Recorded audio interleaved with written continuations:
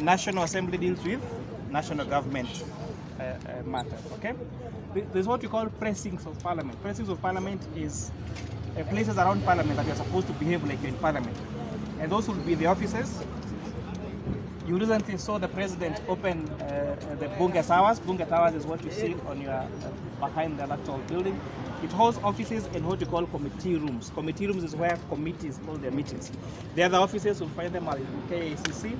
Then behind there, that is county chamber. We also have offices there and the Continental House. So essentially, every sitting of parliament must be recorded and is actually open to the public.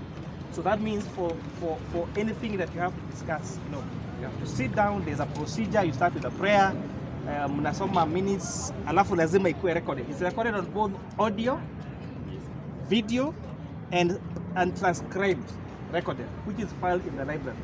Which means that if you wanted to see what was discussed 20 years ago in Parliament, then you are able to see, because it is those archives available.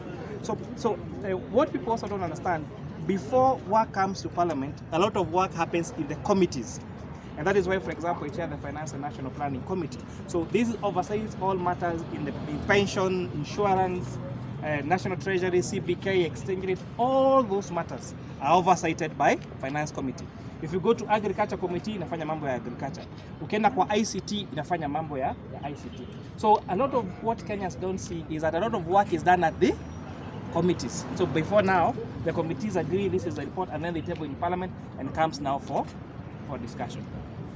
Any questions so far to that point? Okay, let's proceed now. The issue of language, for example, if you wake up to speak, you either speak in English throughout or Swahili throughout. You can't even change language in between. Time is very crucial. Like the house rises or the house begins exactly at 2:30. So exactly at 2:30 it starts. And debate ends at 7, unless someone moves a motion and extends time.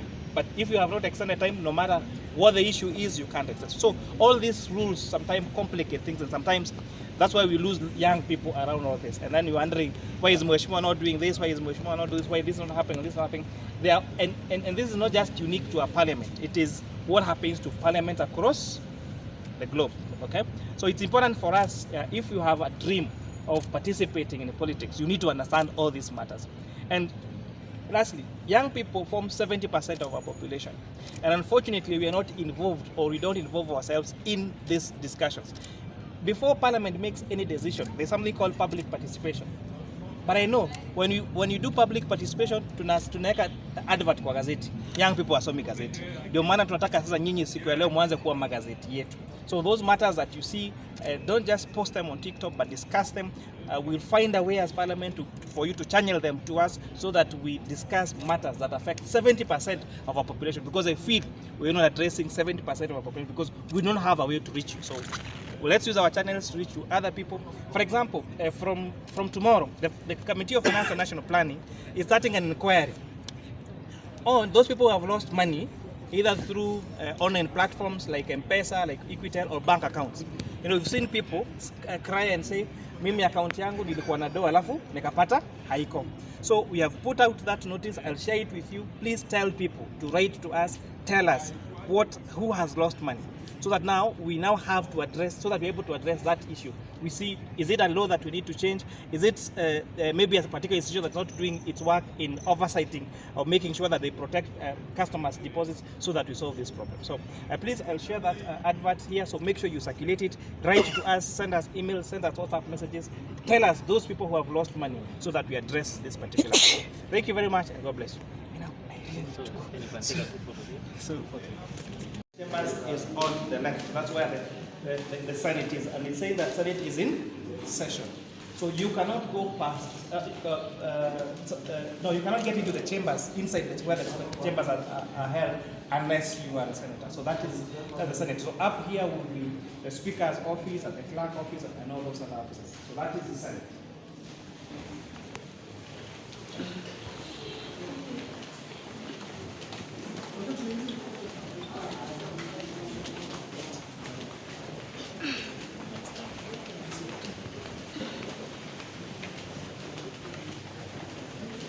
Again, parliaments, and this is parliaments across the world, they really are great on protocol.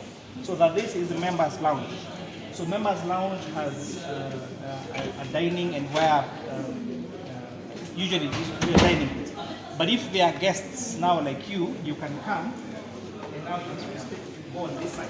So that is for the guests. So for example, you're coming to see a member of parliament, that is why you go and see.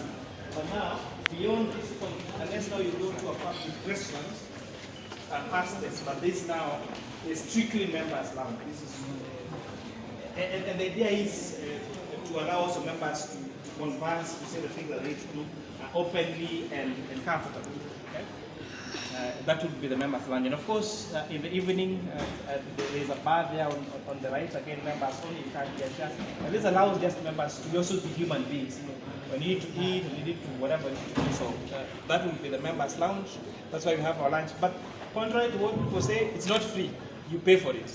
So if you eat there, if you take a drink, whatever it is, you also get to. You also get to pay. It's not free. So that is it. The members' lounge is outside there. When you need to walk and answer your calls, you do it outside there.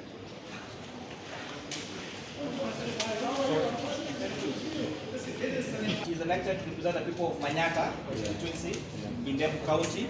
He's also the chairperson of the Young Kenyan Parliamentarians Association. So, Mheshimiwa Mukonji, these are people who mainly produce news and content through digital platforms. And I felt that most of the time they don't have information of what is happening in Parliament. And I thought I would invite them over. So please, you may say a word. Oh, hi guys, how are you? Fine. My name is Mukonji, as you've been told. AKA form ni kujituma. Mimi ni mtu ya kujituma kama nyinyi.